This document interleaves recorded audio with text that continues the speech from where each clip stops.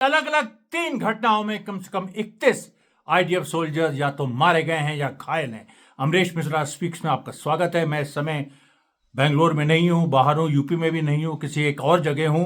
और मैं आपको बता दूं कि जिस तरीके से 210 जो नुसैरत कैंप मसाकर में फिलिस्तीनी मारे गए, उनकी संख्या बढ़ के 270 हो गई है। लेकिन बदला भी शुरू हो गया है जब से ये बमबारी हुई है, परसों और कल मिला के, और आज जो 31 कैजुअलिटीज हुई हैं, 100 से ऊपर आईडीएफ सोल्जर्स हताहत हुए हैं, चाहे घायल चाहे मारे गए।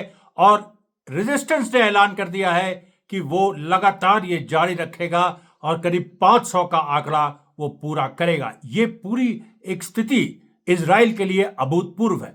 मैं आपको बता दूं सबसे पहले कि जो घटना राफा में घटी, जिसमें देखिए 2 बिल्डिंग्स, एक बिल्डिंग, मतलब 2 बिल्डिंग आसपास थी, एक थोड़ी टूटी हुई थी, एक थोड़ी ठीक ठाक थी। अल शबूरा जो राफा में एक जगह है वहां पर, और उसके एक घर के अंदर आईडीएफ सोल्जर्स छुपे हुए थे और कम से कम 11 की संख्या में थे। और वहां से वो लोग गोलीबारी भी कर रहे थे। रेजिस्टेंस ने, सोचिए आप कि एक आईडीएफ फोर्स एक घर के अंदर छुपी है, और जब वो वहां से फायरिंग कर रही है उस समय रेजिस्टेंस ने एक्सप्लोजिव लगानी शुरू की। पहले से एक्सप्लोजिव नहीं लगी थी। पहले ऐसी एक घटना आपको याद होगा, दो महीना पहले एक और हुई थी गाजा में, उत्तर गाजा की तरफ। लेकिन ये जो घटना है ये यूनिक है कि वहां से फायरिंग चल रही है और तड़ातड़ गोलियां चल रही हैं, और उसके बीच में जो हमास के फ्रॉगमैन हैं, मैंने आपको बताया था कि जो हमास के फ्रॉगमैन हैं, जो स्केल कर सकते हैं, जो दीवार भी में भी एक मतलब उस तरह से ट्रेंड है कि दीवार में वो चढ़ सकते हैं, तो उन लोगों ने पीछे से पूरे एक्सप्लोजिव लगाए।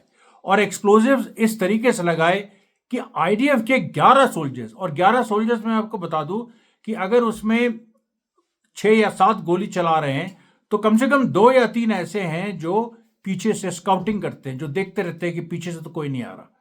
पीछे से जो 2 स्काउट्स थे उनको कुछ दिखाई नहीं पड़ा। जो हमास के फ्रॉगमैन थे उन्होंने घुस के उस पूरी इमारत में एक एक्सप्लोजिव लगा दिए, और उसके कुछ देर बाद एक्सप्लोसिव डेटोनेट नहीं किए गए, वही जो हमास का तरीका है।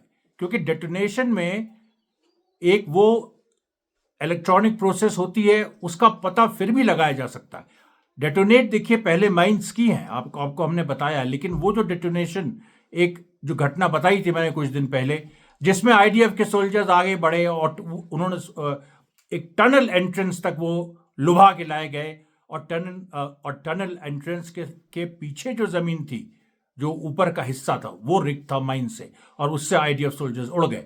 इस बार देखिए जो पूरी कहानी है, वो कहानी ये है कि आईडीएफ की जो पैलेस्टीनियन रेजिस्टेंस है, उसने देखिए पूरे एक्सप्लोजिव लगा दिए। और एक्सप्लोजिव मतलब आप सोचिए, एक तो समय ऐसा था, जो पूरी खबर आई है, कि एक फ्रॉगमैन, एक इजरायली सोल्जर जो गोली चला रहा था, उससे केवल सिर्फ और सिर्फ 6 मीटर दूर था, सिर्फ 6 मीटर दूर था। और उस 6 मीटर की दूरी में उसने लटक के, मतलब आप देखिए फिल्में आप हॉलीवुड की बहुत देखी होंगी, टॉम क्रूज की मिशन इम्पॉसिबल आपने देखी होगी, लेकिन ये जो हुआ है कि एक फ्रॉगमैन 6 मीटर दूर था और उसने हवा में लटक के किस तरीके से एक्सप्लोजिव लगाए। ये देखिए, इसी को हमास ने पहले कहा है कि we are creating epics, we are recreating epics, we are reinventing epics.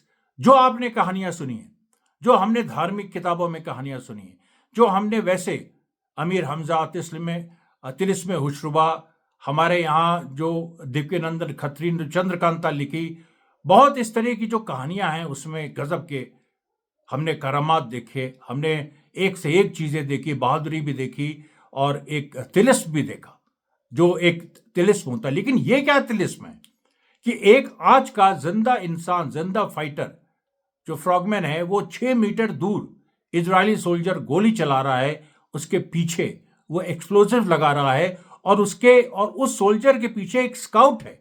उस स्काउट को वो फ्रॉगमैन दिखाई नहीं पड़ रहा है। क्यों नहीं दिखाई पड़ रहा?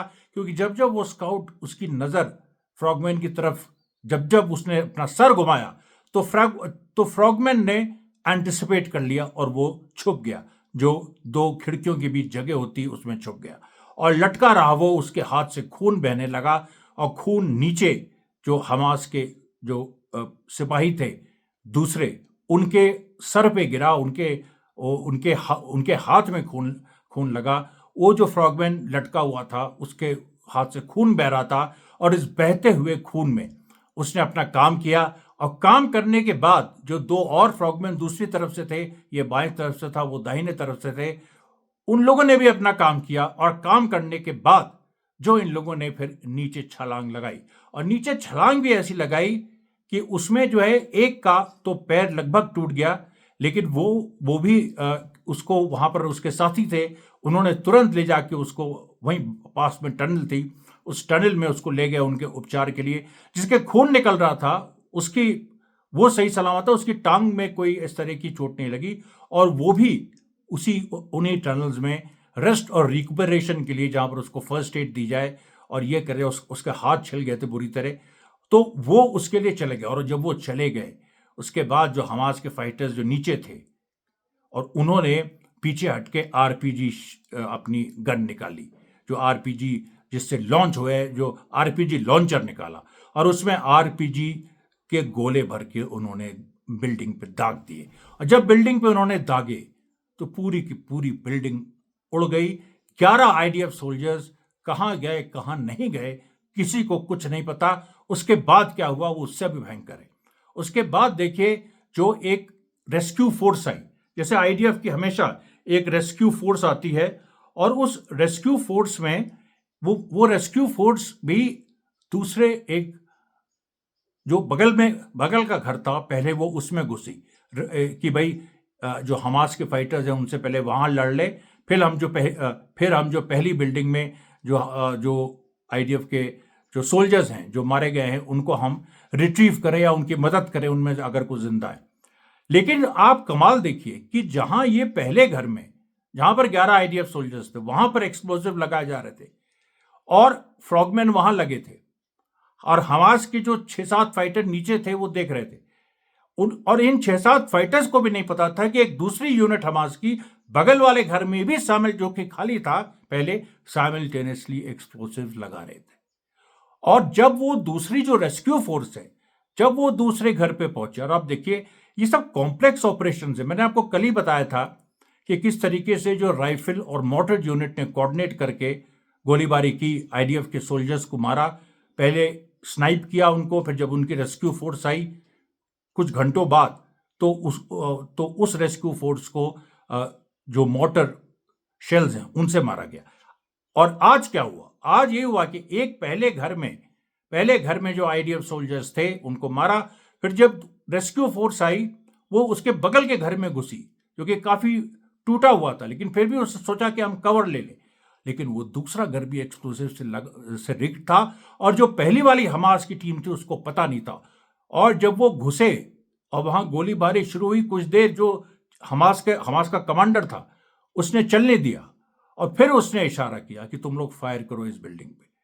और जब हमास के फाइटर्स ने, उन्हीं फाइटर्स ने जिन्होंने पहली बिल्डिंग में फायर किया, जब उनको इशारा मिला, उनको पता नहीं था लेकिन उन्होंने फायर किया, और जब फायर किया उन्होंने आरपीजी शेल दागा, और वह आरपीजी शेल जो दूसरी बिल्डिंग में लगा तो दूसरी बिल्डिंग के भी परकच्चे उड़ गए।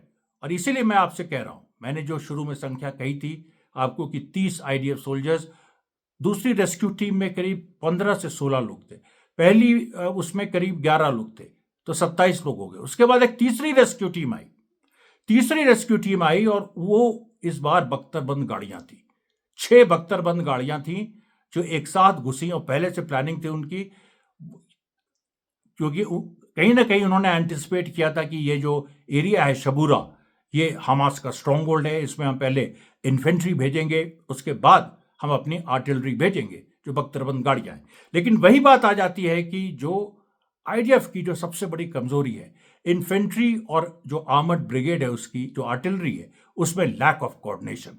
और यही हुआ, इतना टाइम बीत चुका था जब तक वो 6 बख्तरबंद गाड़ियां आती कि हमास के फाइटर विड्रॉ कर चुके थे, और उन 6 बख्तरबंद गाड़ियों पे फिर कम से कम 2 पे एक और टीम ने निशाना साधा, और उसने उन पे मोटर गोलों से फायरिंग की, और मोटर गोलों से बहुत नजदीक से फायरिंग, क्योंकि मोटर गोलों को एक डिस्टेंस चाहिए, लेकिन ये बहुत नज़दीक से फायरिंग की और बख्तरबंद गाड़ियों पे लगी और बख्तरबंद गाड़ियाँ जो बख्तरबंद गाड़ियाँ हैं, जैसे ही दो में एक निशाना लगा, वैसे ही उसमें जो बाकी तीन थी वो पीछे की तरफ उनको लौटना पड़ा।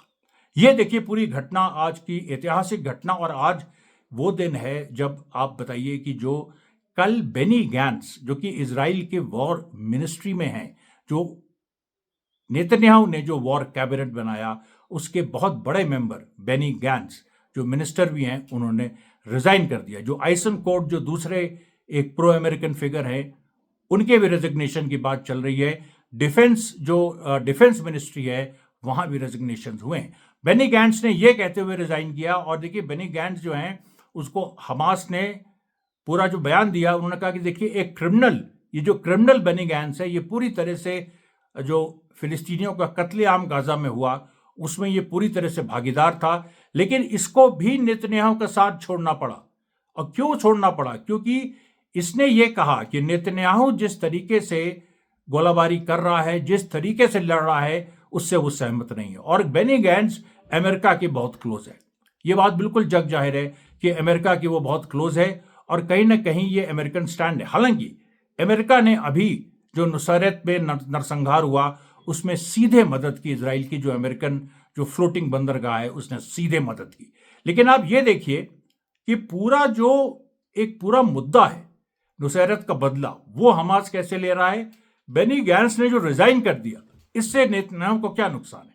इससे देखिए सबसे बड़ा नुकसान ये है कि नेतन्याहू अब पूरी तरह से बेन गिविर और स्टोमोरिच, जो दो फार राइट जो एलिमेंट्स हैं वॉर कैबिनेट में, उन पे डिपेंडेंट है।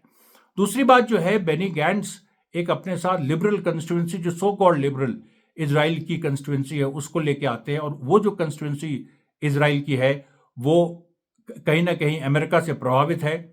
और उसने जो चार होस्टेजेस रेस्क्यू हुए, उसमें पहले तो खुशी मनाई। लेकिन जब ये खबर सामने आई कि 3 जो हैं, उसमें से 3 होस्टेजेस मार दिए, वो बात कंफर्म हो गई है कि जब 4 होस्टेजेस, जिनको मारने के लिए 275 गाजावासियों की बलि चढ़ाई गई, मतलब वहां पर जो नुसैरत कैंप में थे, तो उसमें 3 जो इजराइल ने अपने होस्टेजेस भी मार दिए।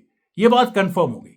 अब आप देखिए पूरा जो यहां पर मामला है, किस तरीके से ये एक एक करके इसमें पूरा अनफोल्ड होता है। एक और बड़ी घटना हुई कि हिजबुल्लाह ने आज फिर से आग लगा दी। आज हिजबुल्लाह 2-3 दिनों से लगातार एक आग के हवाले कर रहा है। आज देखिए हिजबुल्लाह ने रुवायसत अल अलाम जो साइट है, उस पर बमबारी की। उसके बाद उसने किरियत शुमोना पे बमबारी की। शाल जो एक और जो सीरिया की जो गोलन हाइट्स से जो इजराइल ने ऑक्यूपाई की रखी है, वहां बमबारी की। उसके बाद किनियई, निम्रोद, इन 2 जगहों पर बमबारी की। और कई जगह तो ऐसी हैं जहां पर सायरन नहीं बोल पाया। उसके बाद तबरिया में एक बड़ा हमला हिजबुल्लाह ने किया। तबरिया भी जो इजराइल ने जो सीरिया की जो गोलन हाइट्स हैं, वो ऑक्यूपाई कर रखी हैं, उसी का हिस्सा है तबरिया। वहां पर भी एक घातक बमबारी हुई। उसके बाद देखिए हमास ने जो अल यासीन शेल से राफा में अल औदा जो मॉस्क है, वहां पर कम से कम पिछले 2 दिनों में जो बदला लिया जा रहा है नुसैरत कैंप मैसाकर का, उसमें उसने करीब 4 टैंक उड़ाए थे अलाहाबाद मस्जिद के पास ही। और अभी भी आज एक D9 बुलडोजर इजराइल का उड़ा दिया गया। आप देखिए उसके बाद एक तीसरी जो बात वेस्ट बैंक में हुई कि जो अल फरा कैंप है, अल फरा कैंप में आज जो लड़ाई हुई है, ट्यूबस में है, ये ट्यूबस वेस्ट बैंक में। और अल फरा कैंप है, एक रेफ्यूजी कैंप जहां फिलिस्तीनी रहते हैं। उसके पीछे शहर है, उस शहर में भी फिलिस्तीनी रहते हैं, और उसके बगल में इजराइलीज का सेटलमेंट भी है। अब अल फरा कैंप जो ट्यूबस में है, वहां जो लड़ाई हुई, उसमें देखिए पहली बार पैलेस्टीनियन रेजिस्टेंस ने वेस्ट बैंक में हैवी मोर्टर्स यूज किए। और हैवी मोर्टर्स, आईडीएफ को इसका अंदाजा नहीं था कि हैवी मोर्टर्स वो यूज करेंगे। और इस तरह की वहां लड़ाई हुई है लुका छुपी की, कि करीब 7 से 8 घंटा वो लड़ाई चली, और अभी तक पूरी तरह से बंद नहीं हुई है, क्योंकि रेफ्यूजी कैंप से आगे बढ़ के वो जो अल फरा शहर है, जो ट्यूबस का हिस्सा है, वहां तक पहुंच गए। और वहां तक जब पहुंची तो उसमें जो बाकी जो फिलिस्तीनी लड़ाके थे, बाकी फिलिस्तीनी लड़ाके जो और वेस्ट बैंक सेटलमेंट्स के थे, चाहे वो आपका अल खलील हो, चाहे वो अहीरा हो, चाहे वो जेनिन हो, वहां से भी फाइटर्स आ गए और उन्होंने पूरा मुकाबला किया, कड़ा मुकाबला किया। और उसके बाद क्या हुआ कि आईडीएफ की कम से कम वहां पर भी उनकी बख्तरबंद गाड़ियां आई। अब बख्तरबंद गाड़ियां वेस्ट बैंक के लिए नई नहीं है, आती रहती हैं। कुछ लोगों को अल खलील से, जेनिन से कुछ फिलिस्तीनियों को अगवा भी किया, लेकिन उन फिलिस्तीनियों को जब वही बख्तरबंद गाड़ियां ट्यूबस आई, जब उसमें वो जो फिलिस्तीनियों को अगवा किया गया था, जिसको एबडक्शन कहते हैं, आईडीएफ के लिए बहुत रूटीन बात है फिलिस्तीनियों को उठा लेना, एबडक्ट करना। उसके बाद वहां पर जब वही गाड़ियां, संयोग देखिए, वही गाड़ियां अल-फरा ट्यूबस कैंप में आई जिन्होंने दूसरे इलाकों से फिलिस्तीनियों को उठाया था, और ये बात रेजिस्टेंस को वहां पता चल गई। तो उन लोगों ने बख्तरबंद गाड़ी को घेर दिया, बख्तरबंद गाड़ी को उन्होंने गोलियां चलाई। उसके जो ड्राइवर है, उसको उन्होंने खींच के निकाला, उसको बंधक बनाया और अपने लोगों को छुड़ा लिया। और ये सारी चीजें आईडीएफ के लोग देख रहे थे। आईडीएफ की एक फोर्स थी बगल में, ज्यादा दूर नहीं थी, करीब 50-60 मीटर दूर होगी। उसने गोली तक नहीं चलाई। आप सोचिए, उसने गोली तक नहीं चलाई। इसका इन्वेस्टिगेशन हो रहा है। इजराइल ने उस फोर्स के कुछ लोगों को तुरंत सस्पेंड कर दिया है, और इजराइल का यह कहना है कि कहीं ना कहीं इसमें इन्फिल्ट्रेशन है, इसमें कहीं ना कहीं एक ऐसी बात है कि कुछ फोर्सेस ने इन्फिल्ट्रेशन आईडीएफ में कौन करेगा? इन्फिल्ट्रेशन आईडीएफ में हमास करेगा, इन्फिल्ट्रेशन आईडीएफ में पीएफएलपी करेगा, क्योंकि 7 अक्टूबर को तो पीएफएलपी ने इन्फिल्ट्रेट किया था। और इजरायलियों के अंदर भी कुछ सिंपथी वाले लोग हैं। मैंने आपको बताया था कि हालांकि इजरायली कम्युनिस्ट पार्टी या जो इजरायली वामपंथी संगठन है, ऊपर से वो इस पूरे माहौल में वो हमास के प्रति कोई सिंपथी नहीं दिखा रहे, नहीं। लेकिन उनके अंदर लोग हैं जो उनकी ऑफिशियल लाइन को नहीं मान रहे, और वो इनकी मदद कर रहे हैं। वो जो है फिलिस्तीनी लड़ाकों की मदद कर रहे हैं। तो देखिए, पूरी की पूरी आईडीएफ की फोर्स थी। और ये बात फिलिस्तीनी लड़ाके जो अपने साथियों को अल-फरा कैंप के सामने से छुड़ा रहे थे, उनको पता थी। उनको अगर पता नहीं रहती तो वो इस बेबाकी से वहां पर बख्तरबंद गाड़ी को घेरते नहीं। और एक बख्तरबंद गाड़ी को उन्होंने घेरा, और बाकी 5 बख्तरबंद गाड़ियां कुछ नहीं कर पाई, कुछ भी, क्योंकि इतने क्लोज रेंज में अगर आप जो 5 और बख्तरबंद गाड़ियां थी वो अगर फायर करती तो उसमें वो अपने सैनिकों को भी मारती। और इस बार ये नहीं कहा जा सकता था कि हमास को मारने के लिए हमने अपने सैनिकों को मारा, क्योंकि उस बख्तरबंद गाड़ी में जिसको घेरा और जहां से उन्होंने फिलिस्तीनी लड़ाकों को निकाला, उसमें एक बड़े इजरायली अधिकार का लड़का था, और वो उसको चला रहा था। और मतलब वो ड्राइवर नहीं था, वो एक गनर के रूप में वहां था, उसको कमांड कर रहा था। और ये बात भी देखिए किस तरह से फिलिस्तीनी रेजिस्टेंस फाइटर्स को पता थी कि ये लोग, एक तो जो बाकी बख्तरबंद गाड़ियां हैं ये फायर नहीं कर पाएंगी, एक तो इस वजह से कि उनकी खुद की बख्तरबंद गाड़ी डिस्ट्रॉय होती, दूसरी बात कि अपने सोल्जर्स को तो ये लोग मार देते हैं।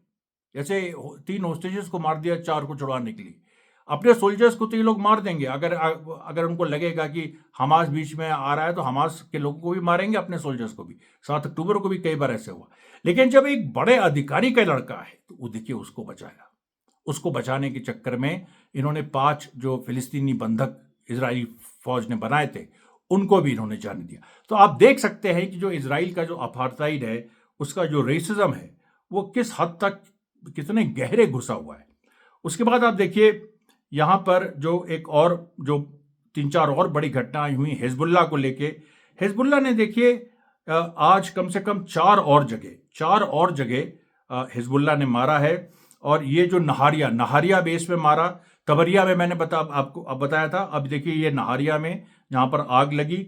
उसके बाद वेस्टर्न अल जलील भी जो इजराइल का हिस्सा है, वहां पर भी हिजबुल्ला ने मार की, और उससे उस इलाके में भी आग लगने का पूरा एक अंदेशा बना हुआ है, क्योंकि हिजबुल्ला लगातार मार रहा है।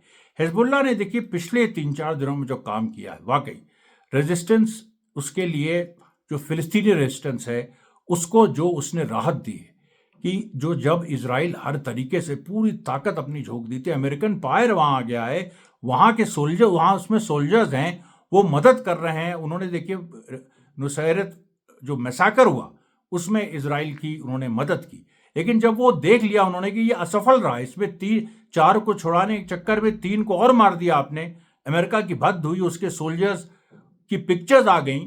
और मैं आपको बताऊं अजीब बात कि मैंने अपने एक्स हैंडल में, जो मेरा नया एक्स हैंडल है @amresh80498, उसमें मैंने वो वीडियो साझा किया, 2 वीडियो साझा किए, जिसमें ये जिससे ये साफ हो जाता है कि एक तो जो इजरायलीज हैं जो नुसरत कैंप में घुसे 4 बंधकों को छुड़वाने, वो एक 8 ट्रक में छुप के आए थे, वो अमेरिकन 8 ट्रक थी। ये मैंने अपने वीडियो उस वीडियो में दिखाया। दूसरा मैंने वीडियो जारी किया जिसमें ये जो अमेरिकन जो आर्टिफिशियल हार्बर है उसके बगल में हेलीकॉप्टर है, और वहां पर जिन बंधकों को जो छुड़ाया है उनको वहीं पाए, जो अमेरिकन सोल्जर्स हैं उनकी मदद से हेलीकॉप्टर में डाल के उनको ले जाया जा रहा है, उनको छुड़ाया जा रहा है। और मेरे दोनों वीडियोस एक मैंने पोस्ट के साथ डाले थे अमेरिका का पर्दाफाश करते हुए। मेरे दोनों वीडियोस डिलीट हो गए एक्स से, पोस्ट नहीं डिलीट हुआ, वो दोनों वीडियोस डिलीट हो गए। अब आप सोचिए, अभी जो मेरा पुराना हैंडल है उसमें करीब 17-18 हजार फॉलोअर्स थे, लगातार बढ़ रहा था, वो अभी सस्पेंडेड है। उसमें भी कुछ बड़ी सस्पिशियस सी एक्टिविटी इधर हुई है, जिसके बारे में मैं आपको शायद सेपरेट एक उसमें बताऊं। इस वाले हैंडल में भी देखिए इस तरह की बात हो रही है। पूरी तरीके से इस समय सारे घोड़े, इजराइल और अमेरिका ने ये अंतिम कोशिश है उसकी कि किसी भी तरह से नुसैरत कैंप मैसाकर के बाद 4 बंधकों को उन्होंने छुड़ाया, इसकी वाहवाही हो, लेकिन वाहवाही नहीं हुई। अमेरिका इजराइल हार गए। 30 आईडीएफ के सोल्जर्स आज अकेले निपटा दिए गए, और उसके पहले जो 2 दिनों में जो हुआ है उसकी तो कोई गिनती ही नहीं है।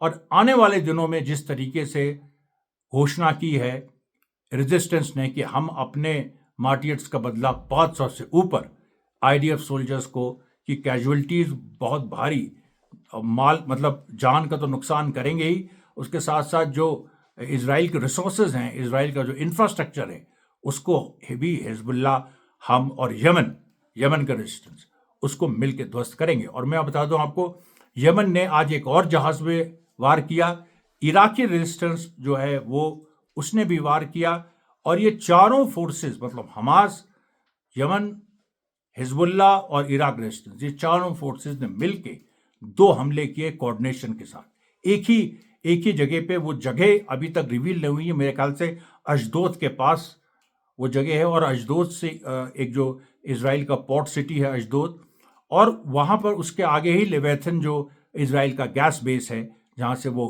पेट्रोल निकालता है, वो भी उसके आगे है। तो वहां भी उसके आसपास इस तरह की एक्टिविटी देखी गई है। और ये जो चारों का कोऑर्डिनेशन है, ये स्थितियों को कहाँ ले जाएगा कोई नहीं कह सकता। आज की बात यहीं था। आज देखिए मैं फिर डेट बता दूं, 11 जून 2024 का ये एक डेली राउंड अप था। और उसके बाद हम कल फिर मिलेंगे। विपरीत परिस्थितियों में मैं वीडियो बना रहा हूं, और मैं आपसे पूरा आपका सहयोग चाहूँगा, कमेंट चाहूँगा, और इस पर आप ज़्यादा से ज़्यादा, क्योंकि देखिए पिछले वीडियो में कुछ समस्या पता नहीं क्या एक रह गई थी। भाई जब मैं वीडियो बनाता हूँ उस तरह के जिसमें हमास एग्रेशन में होता है, एग्रेसिव मोड में होता है, तो व्यूज़ बढ़ते हैं। लेकिन जब मैं फिलिस्तीनियों के, जब उनके ऊपर जो कहर इजराइल ढा रहा है उसके बारे में बात करता हूँ, तो अपने आप व्यूज़ घट जाते हैं। पता नहीं ये क्या पूरा एंगल है, ये यूट्यूब कर रहा है कि ये हमारे दर्शक थोड़ा घबरा जाते हैं इन सब चीज़ों से। इन बातों पे भी आप ज़रूर कमेंट करिएगा। कल फिर हम आपसे मिलेंगे। धन्यवाद साथियों, बहुत बहुत धन्यवाद।